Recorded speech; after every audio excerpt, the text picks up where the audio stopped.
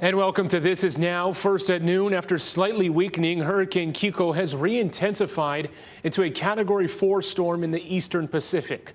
Right now, it's about 1,000 miles away from Hilo. Now, Kiko is forecasted to weaken to a tropical storm and approach the state by early to middle of next week. But where and what kind of impacts we could see are still unclear. Let's send it over to meteorologist Drew Davis for the latest track. Drew. Aloha, Mark. I do want to take another look at that satellite imagery because you can very clearly see the eye on Kiko after it has re-intensified to a Category 4. A large eye like this just indicates that this is a very strong storm out there. Let's take a look at the latest track from the National Hurricane Center. A Category 4, it's about to cross into the Central Pacific as we go into Saturday and Sunday, and then start weakening by the time to Sunday afternoon. This is a Category 3, then a Category 1, and then it's moving north of the island chain. It's going to be a tropical storm, again, as it's moving close to the island chain. Notice right here, it is outside of the Big Island, is outside of the cone of uncertainty right there. The concern, of course, is for Maui County, Oahu, and Kauai, as it could be moving further northward out there. Just taking a look at the ensemble members, the spaghetti plots out there, all of the center of the storms in the weather models put on the same screen. It is actually pulling the storm much further north out there. There are still a few tracks out there bringing it further southward. I'll give you a look at the further impacts and the swell forecast coming up. Thank you very much, Drew. And Hawaii Island Mayor Kimo Alameda is urging residents to be ready for potentially severe conditions, even if the storm weakens. With that kind of high force winds, you want to make sure that there's no loose items on the outside, loose chairs, canopies. You want to start taking those down because those easily become airborne. You want to bring your items in closer to your home. I mean, if you have a boat, you want to lock those up. Mayor Alameda says the county has been clearing streams and canals since hurricane season started on June 1st. Crews are also now warning the island's homeless population about Kiko. Alameda will receive another update at the Emergency Operations Center later today. And we'll continue to track Hurricane Kiko's path. Stay with Hawaii News Now for the latest First Alert updates on air and online.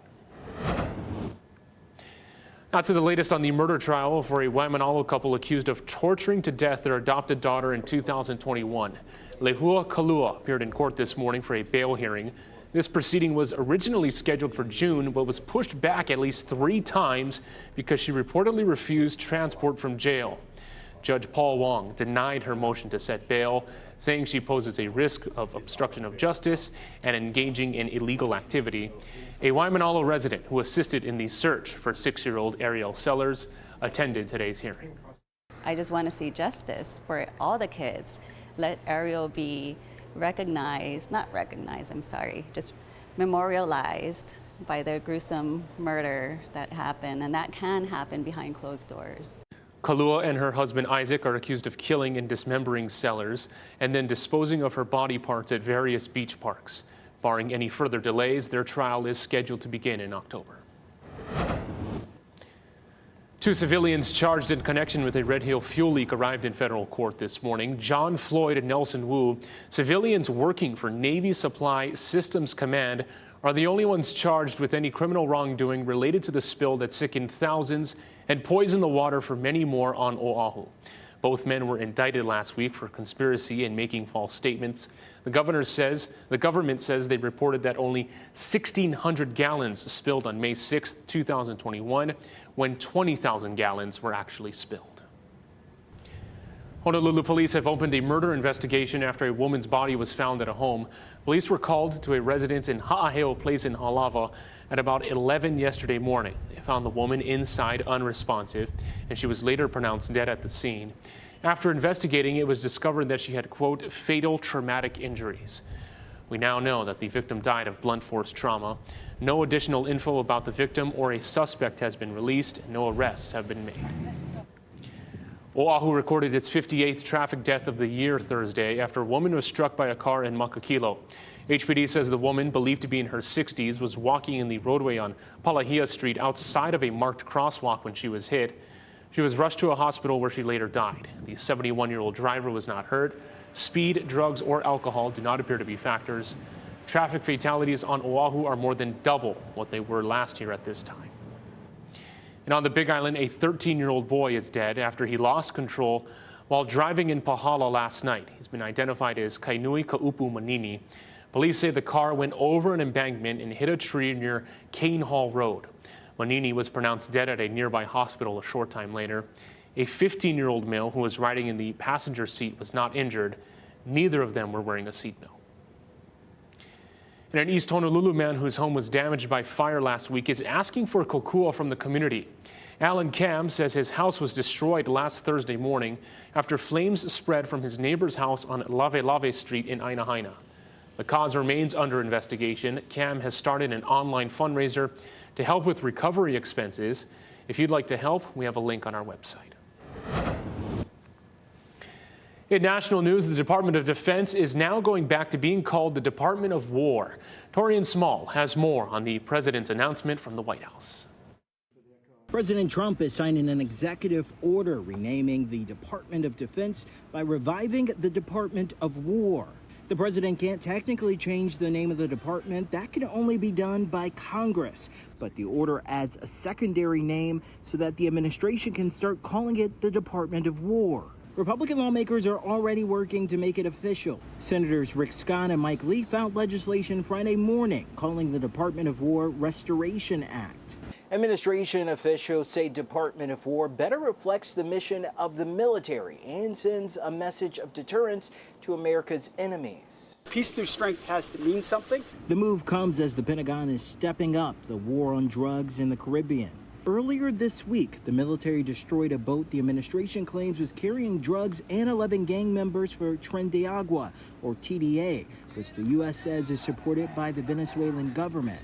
At the DoD, our job is to defeat imminent threats.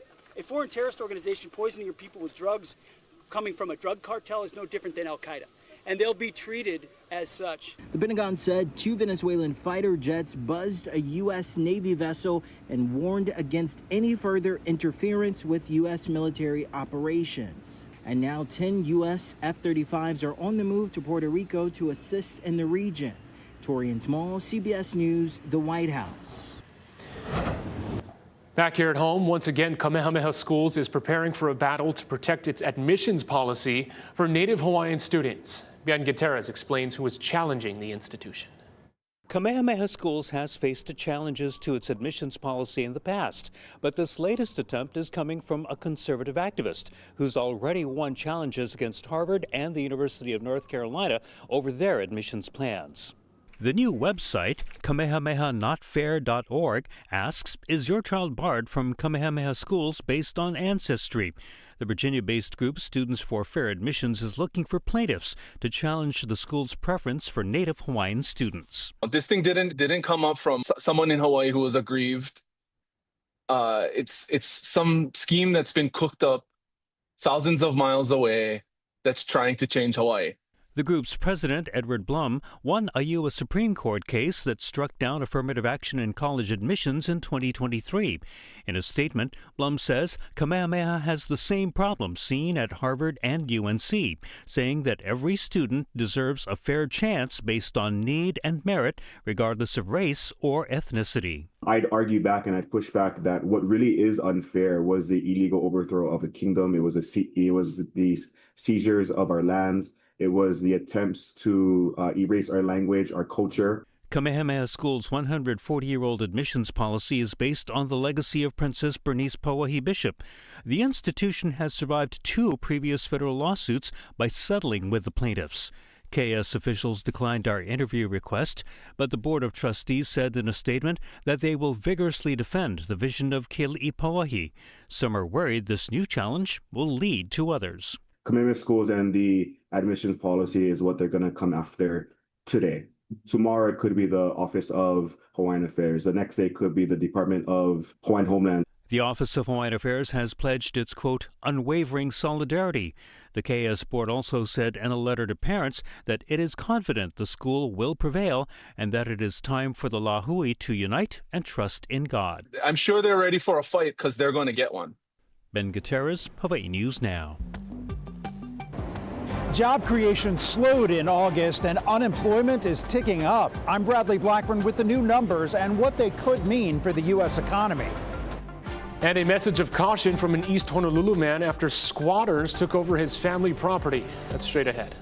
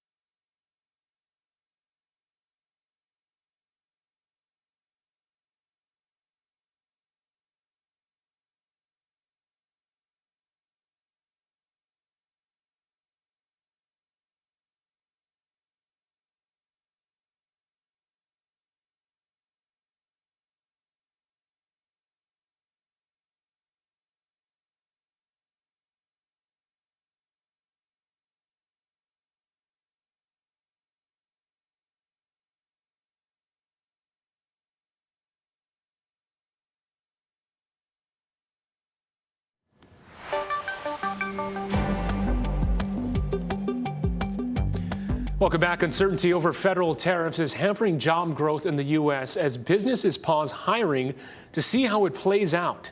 Bradley Blackburn has details on the latest jobs report. The latest signal the economy is cooling. The U.S. added 22,000 jobs in August, lower than the expected 75,000.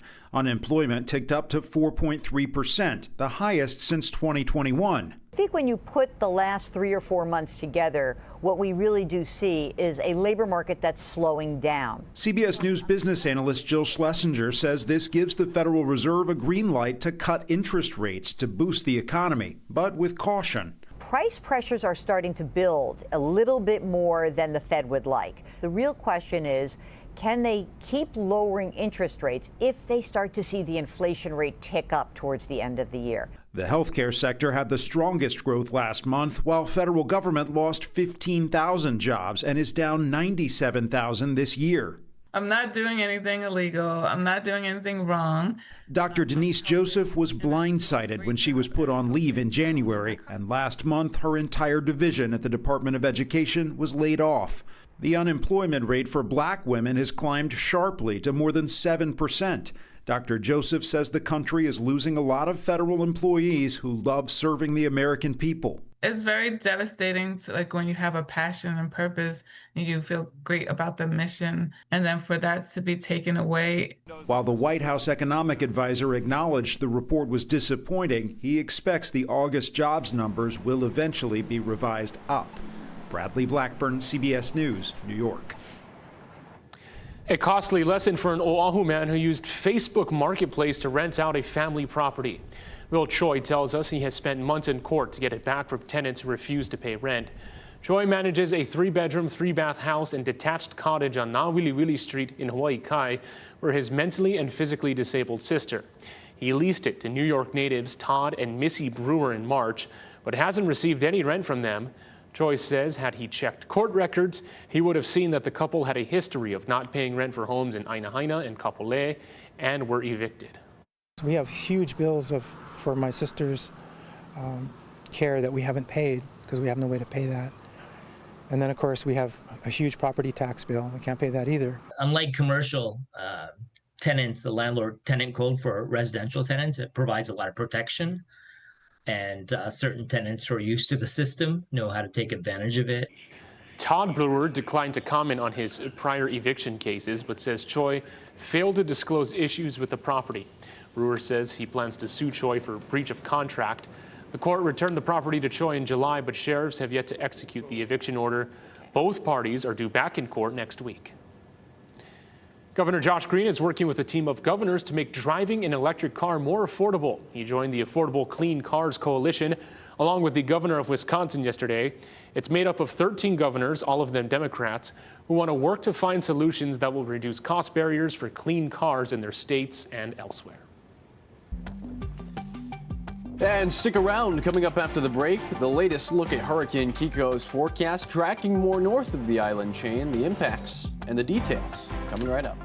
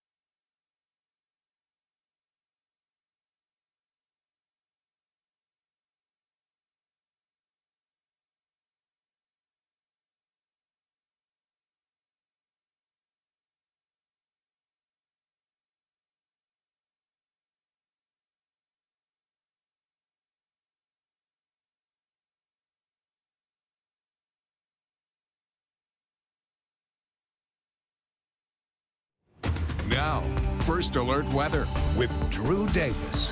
All right, well, happy Aloha Friday, everybody. Let's get right into our First Alert weather forecast out there and show you what's going on with Hurricane Kiko. Of course, it did re-strengthen to a Category 4 hurricane out there. Let's take the latest look at the track out there. Again, Category 4 moving into the Central Pacific by the time we get into early Saturday morning. And then we're going to start to see the storm weaken, getting to Category 3 strength, then Category 1, and then tropical storm strength by the time it's north of the island chain. I do want to point something out because we've been talking about this more northward track over the past couple of days, giving you the first alert about it in the weather models. The Big Island, not even included in the cone of uncertainty anymore. We're still seeing the southward track, including some impacts from Maui County, Oahu, and Kauai. Let's break down what's going on. This new weather model trend pulling Kiko more north of the island chain. The spaghetti models today, the ensemble models, are a little bit more spread out today, more northward than Thursday's model runs, and there's still some spread. Compared to yesterday's spaghetti models, we were seeing maybe 100 miles of difference. This is a little bit further spread out compared to what we were seeing yesterday. So there's still a lot of uncertainty out there. That worst case scenario is the more southward track moving directly north of the Big Island into Maui County, Oahu, and Kauai. In that case, we'll see heavy rainfall, some flooding, big surf, and of course thunderstorms. The best case scenario is that more northward track, which some of the models are starting to trend closer to. This would be over open water, really no major impacts besides the elevated surf and the pop-up showers. And speaking of the surf, we've got a lot of surf coming our way. We've got a south swell that's going to be moving in over the weekend. Then we're going to start to see the swell from Kiko moving in. We also have a northwesterly swell. So we're going to be seeing a lot of surf over the next week. On east-facing shores, we'll likely see high surf advisories on Tuesday, maybe even trending towards high surf warnings from Kiko. Of course, this low pressure system cutting off from the jet stream, this has been one of the reasons Kiko Kiko's track has been trending more northward. You can see it right there. Depending on how this develops over the next couple of days is really going to be how far northward Kiko is going to move. And of course, Kiko is going to fall apart pretty quickly once it moves into the central Pacific. You can see Category 4, Category 3 moving into those cooler waters out there. Excuse me. And then a tropical storm as it's moving north of the island chain. And as it moves north of the island chain, it's going to be moving into just strong upper level winds out there. It's just going to tear this storm apart, just keeping it at that tropical storm strength, even if it's moving into slightly warmer waters out there. The European model today, running into Tuesday and Wednesday, still keeps the storm to the north of us compared to what we were seeing over the past couple of days. On Tuesday, the European model kept it over near the Big Island, but we're still seeing that trend in the Euro, keeping it north of the state. A similar story in the GFS today, just offshore, so we'd see large north and northeast surf going forward. Of course, let's take a look at our surf and shoreline forecast. North and west facing shores around 4 to 6 and 1 to 3. Small and town east facing shores going to start seeing that swell come in on Sunday and Monday. And our 7-day forecast, we have Tuesday and Wednesday highlighted in red because of Hurricane Kiko. Thank you so much, Drew. Well, if you've ever been to the Rock Island Cafe in Waikiki, you know it's filled wall to wall with pop culture. But after 26 years, the cafe's last day at its current Waikiki spot is just weeks away. Casey Lund takes us there. Enjoying a nice cold Coca-Cola and reminiscing on some good memories here at Rock Island Cafe. A lot of folks have great memories at Rock Island Cafe. You may remember it used to be at King's Village. Look at this historic photo. Michael Gelfo's father started Rock Island Cafe there. Of course, it used to be King's Alley. There's so much cool memorabilia in this place, a museum almost of its own. Come with me. I want to reintroduce you or remind you who Michael Gelfo is. He's poured his heart and soul into this, and this is the dining room. We love Rock Island Cafe. He's over here organizing some vintage records, and you've got a lot. You know, I was just looking at this Elvis in Blue Hawaii. You know, Elvis did so much to help tourism in Hawaii with one of his best movies ever, Blue Hawaii there. And we got a lot of fun Elvis memorabilia. All of this stuff is for sale. I mean, there's pictures from the Aloha concert. This is a Life magazine with Sean Connery on it. The first time Audrey Hepburn was on the cover of Life. A Grease 45. Casey, you're too young to even know what this is. This is how they played music before CD. Do you even know? You know a CD. Yes. This is pre-CD. This is a record. So tell us what's happening. I know that this is people come visit Hawaii regularly, whether they're locals like my friends that come here and have come here for years, or people that are tourists and every time they come here they have to come back here and see you. What made you guys decide to close up shop? Well, you know, I have to say mahalo to all our customers and family and friends that have put their well wishes out there to us on all our social media right now. They've been flooding us with loving messages and stuff. And every year, yes, they make a pilgrimage to come back and see us because it's been 26 years. But it's time for something different. I love the collectibles, so I'm always going to do something with the collectibles. We might not have the food service, but we're looking at doing different pop-ups and things like that where we're selling some of the fun merchandise. Yeah, and can you, what can you tell us? I know there's things in the works for this space. Can you share anything? So there's a great new restaurant concept that's going to be moving in here that has a lot of different types of menu items. Okay. Lobster rolls, Filipino food, Americana food, all kinds of stuff. They have some food trucks out there in some other locations. It's called High Shack. Okay. And they're really excited to come, and we're looking forward to them being in the community and offering different food items and stuff to the neighbors and stuff and our friends that live around here. How long are you going to be open? When's the last time? So we are going to be here as Rock Island Cafe until September 21st, which is a Sunday. So come on down before that if you can. And they're looking to open up sometime in October after they slap on some paint and add their magic pixie dust. Very good. Michael Gelfo with us from Rock Island Cafe. Thank you, Thank Casey. you for all the memories I've had here and so many other people. Again, if you want to follow along, you saw their YouTube channel, their Facebook page as well. You can get updates and stick around with them as they move into the future. We'll send things back into the studio for now. Mahalo, Casey. Le Dîner en Blanc is back. Apologies if I did not pronounce that correctly. Organizers say the dinner will be held picnic style at a new undisclosed location on Saturday, October 25th. You'll have to dress in all white attire and bring your own picnic table, white chairs, white tablecloth, and white napkins. We'll put a link to sign up on our website, hawaiinewsnow.com. Still to come, an unusual and humorous discovery in the backwoods of Maine, a sound that had residents on edge.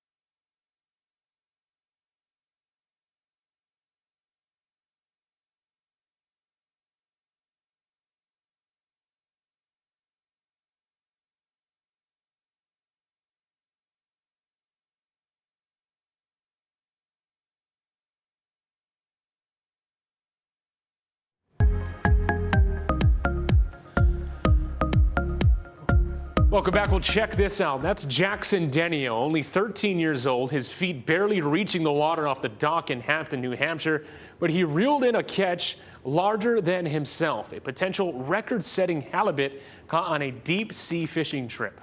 For more than 30 minutes, he fought to reel it in. Only 30 minutes. Only 30 That's minutes. easy.